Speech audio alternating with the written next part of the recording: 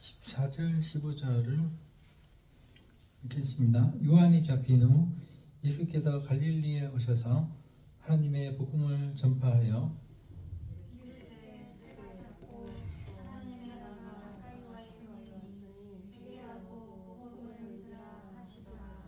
아멘. 네, 우리가 계속 마가복음을 보겠습니다. 이게 작년에 마가복음을 했었던 기억이 나는데요. 그래도 매번 읽을 때마다 새롭게 드립니다. 14절부터 하겠습니다.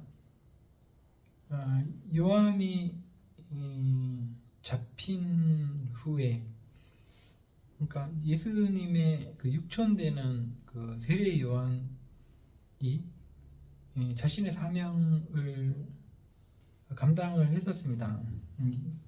선지자로서의 사명을 감당하다가 그가 그 사명이 다 할 때가 있는 겁니다. 누구든지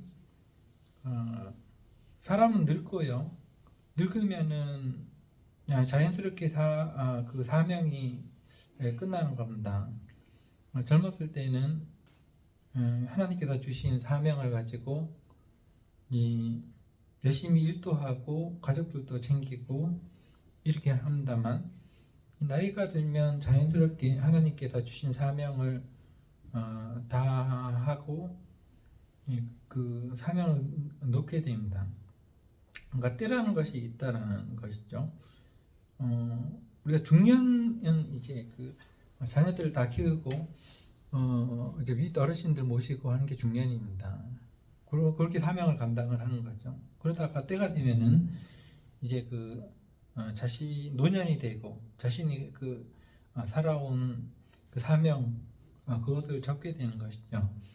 세례자 요한도 마찬가지였습니다. 자신이 선지자로서의 역할을 다한 후에 이제 자신이 그 사역을 놔야지 예수님께서 본격적으로 나타나실 수가 있는 거거든요. 그러니까 황제나 왕이 온다라고 외치는 사람은 실제로 왕이나 황제가 오게 되면은 자기 사명을 다하고 목소리를 그치는 것입니다. 세례자 요한이 바로 그런 것이었거든요. 세례자 요한이 자신의 사명을 다한 후에 더 이상 선지자로서의 일을 하지 못하게 됐습니다. 감옥에 갇히게 됐죠. 왜냐하면 올바른 말을 하다가 당시 왕의 눈밖에 나가지고 잡혀서 결국은 이제 목 잘려서 죽었습니다. 목이 잘려서 조금 비참한 죄를 맞은 세례자 요한이었습니다. 자, 그가 사명을 다한 후에 드디어 예수께서 나타나셨습니다. 갈릴리에 오셔서 예수님의 주로 복음 전파, 예수님의 말씀이 전파되는 주요 어떤 지역, 이 갈릴리 호숫가 근처로 해서 여러 어떤 그 지역이었습니다. 갈릴리에 오셔서 하나님의 복음을 전파하여 이렇게 나오죠. 하나님의 복음, 이 복음이라는 말 자체가 유한겔리온이라고 얘기했는데, 어떤 그 왕이나 그 황제가 온다라는 것을 의미하는 거죠. 그런 소식을 복음이라고 그러는데, 하나님의 복음이라는 것은 하나님께서 왕으로 세상에 오신다. 이 세상은 하나님의 나라가 된다. 하나님의 나라가 생긴다. 뭐 이런 의미가 있는 거죠. 당시 그 로마 사람들의 어떤 그 압제를 받고 있던 그 유대인들이나 이런 그 사람들은 워낙 많이 그 정치가들, 그 외국의 그 로마 황제나 이런 사람들에게 고통을 받고 있었기 때문에 그 로마 나라가 지긋지긋하고 이제 새로운 세상을 원하는 때였습니다. 하나님의 나라. 이것은 그들의 로망이었고 하나님 그 희망이었습니다. 근데 하나님의 나라가 이루어진다는 그 소식이 하나님이 왕으로 등극하신다라는 소식이 이제 복음이란 겁니다. 요한겔리온이라고 하는 것이고, 그래서 예수님께서 이 세상에 오셔서 가르치신 주요 내용은 바로 하나님의 나라입니다. 그게 복음이고, 15절에 그 내용이 나오는데, 때가 찼고 이 말은 드디어 하나님의 나라가 이제 임한다라는 그런 어떤 시기적인 긴박감을 의미하고 있습니다. 하나님의 나라가 가까이 왔다. 여기서 그 하나님의 나라는 하나님의 통치하심이 있는 어떤 그 나라라는 것은 그 영토, 주권, 국민, 이 세 가지가 있어야지 나라가 되는 겁니다. 우리가 다 아는 얘기인데요. 그러니까 백성이 일단 있어야 되고, 나라가 되려면은 그 하나님의 백성들이 있는 거고, 또 주권, 그러면은 누가 그 권력을 가지고 통치하느냐인데, 우리 지금 대한민국은 국민이 그 주권을 가지고 있습니다. 대통령도 뽑고 국민이 국회의원도 뽑고 해가지고 대한민국의 주권은 국민에게 있다라는 것이 이제 우리 그 헌법에 나와 있는 것인데, 그러나 이 옛날에는 그런 어떤 그 민주주의 이런 게 없었습니다. 오로지 그 왕이 그 나라를 다스린 겁니다. 절대 전제주의라고 그러는데, 그러니까 세상 왕들이 당시 로마 왕이라든가 로마 황제라든가 다스리고 있었지만, 하나님께서 직접 오셔서 통치하시는 게 하나님의 나라고, 이것을 바로 그 하나님의 나라라고 우리가 그 이야기를 하는 것입니다. 그러니까 그 당시 사람들이 로망이었죠. 이게 그 워낙 고통을 정치가들에게서 많이 받다 보니까 하나님께서 왕으로 오셔서 정의와 공의로 다스리는 나라가 왔으면 좋겠다는 것이 그 사람들의 그 희망이었고, 예수님께서 그것이 실제로 가까이 왔다라고 말씀을 하십니다. 우리가 이 비슷한 말로 천국이라고 얘기하는 그런 것도 있습니다. 천국 이렇게 얘기하기도 하는데, 하늘 천자의 나라국자 이렇게 쓰는 건데, 바실레이아 투 데오스 이렇게 하나님의 나라 이렇게 한데, 이 바실레이아라는 것은 하나님의 통치를 의미한 것이고 어떤 장소를 의미하는 것이 아닌 것 같습니다. 장소는 차라리 우리가 그 흔히 천당이라고 얘기하는 것이 있는데, 이거는 천당 얘기하잖아요. 예수 천당, 불신 지역 이렇게 얘기하는데, 이게 천당이라는 말은 사실은 그 천국이라는 말하고 조금 틀립니다. 불교에서 가져온 말이거든요. 천당 그러면은 이제 불교에서 그 부처가 되지 못한 사람들이, 그 아래 단계의 사람들이 그 천당이라는 어떤 장소에서, 그러니까 하늘에서 가장 높은 곳이죠. 거기서 행복하게 지내는 그런 어떤 장소를 천당이라고 하는데, 그 선교사들이 하나님의 나라, 천국을 이해를 시키려고 하다 보니까 한국 사람들에게 마땅히 이렇게 할 수 있는 말이 없습니다. 그래서 불교를 실컷 쳐다보니까 거기 천당이라는 말이 있습니다. 그래서 그것을 차용해 가지고 하나님의 나라를 천당이라고 이렇게 표현을 했는데, 천당은 어떤 분명히 장소적인 개념이고 죽은 사람들이 가는 곳이 천당인데, 이 세상 사람들은 천당에 못 가요. 불교적인 개념이거든요. 그러니까 죽어야지 갈 수 있는 게 천당이라면은, 우리가 말하는 하나님의 나라라든가 천국 이렇게 얘기하는 것은 죽어서 가는 나라가 아닙니다. 그것은 우리가 살아있을 때 하나님의 통치를 받는 사람들이 바로 하나님의 나라입니다. 하나님의 통치, 그러니까 성령의 통치를 받는 거룩한 사람들이 바로 하나님의 나라고 천국입니다.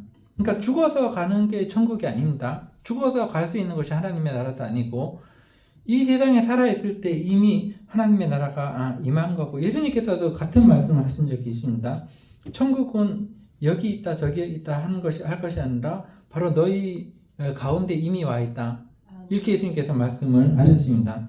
그리고 결국은 우리가 죽은 다음에도 그게 이어지는 겁니다. 이 세상에 하나님의 나라 백성으로 사는 사람들은 죽은 후에 그 왕이 아직 살아 있잖아요. 왕이, 예수님이 왕이 아닌 하나님 나라 왕이신데, 이분이 그 우리처럼 늙고 병들어서 죽고 다시 일어나지 못하시는 그런 분이었다면은 하나님의 나라는 무의미합니다. 근데 예수님이 왕으로 등극을 하셔가지고 계시는데, 이분은 늙지 않으시고 그 죽었다가 다시 살아나셔서 다시 죽지 않으시는 분입니다. 그러니까 왕이 그렇게 그 영원히 죽지 않는다면 그의 백성들도 역시 마찬가지입니다. 왕이 죽지 않는데 백성들이 어떻게 죽어요? 그건 나라가 아니죠. 왕이 있고 백성이 있고 영토가 있으면 나라가 되는 건데, 그래서 여러분과 제가 예수님이 왕이고 우리가 백성이라면은 우리는 비록 이 세상에서 늙고 병들고 죽지만은 죽고 나서 다시 예수님처럼 영원한 그 어떤 모습으로 다시 태어난다는 것이 필수적인 겁니다. 그래서 어떤 사람들이 그렇게 물어본대요. 너 교회 왜 가냐? 물어보고 천당 가려고 예수 믿냐? 이렇게 흔히들 얘기하죠. 왜 교회 다니냐? 천당 가려고 교회 다니냐? 이렇게 묻는데 그건 일부분 맞는 얘기입니다. 근데 일부분 또 틀린 얘기예요. 천당이라는 것은 죽어서 가는 것이니까. 근데 우리가 예수님을 왜 왕으로 섬기고 믿느냐? 그것은 이 땅에서 예수님을 왕으로 섬기고 하나님의 나라의 백성으로 살려고 그 예수님 교회를 다니는 거고 그런 거죠.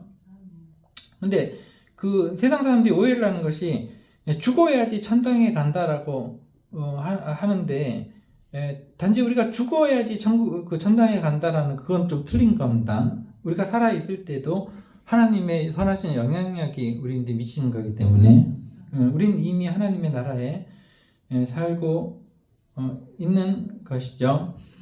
하나님의 나라가 가까워 왔다라는 것은 임박했다라는 말이고, 우리 입장에서는 이미 이루어진 것입니다. 예수 그리스도가 왕으로 등극하시고 하나님의 통치가 이루어지고 있으니, 회개하고라는 말은 지난번에도 얘기했듯이 메타노이아라고